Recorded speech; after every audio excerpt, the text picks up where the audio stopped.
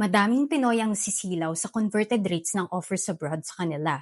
Pero pagdating doon, parusa pala. Kaya importanteng alamin ang cost of living sa bansang lilipatan nyo. Ang una nating bansang tatalakayin ay ang Malaysia.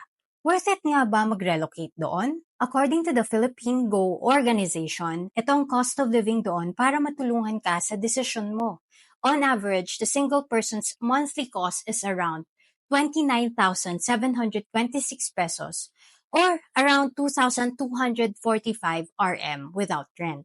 Rent naman can range from a co-living space on average about 7,750 pesos or around 600 RM. And for a fancy one-bedroom apartment naman, it can range around 20,159 pesos or around 1,522 RM. Plus basic expenses such as water and electricity at around 2,803 pesos or estimated 210 RM.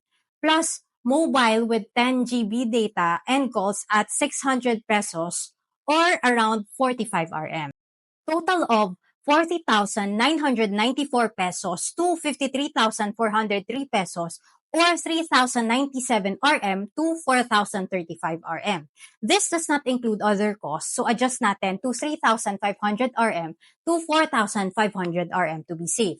Kung ang offer sa inyo ay around this rate or if you are relocating to have Malaysia as your second home and you can afford this amount monthly, then you should really consider it.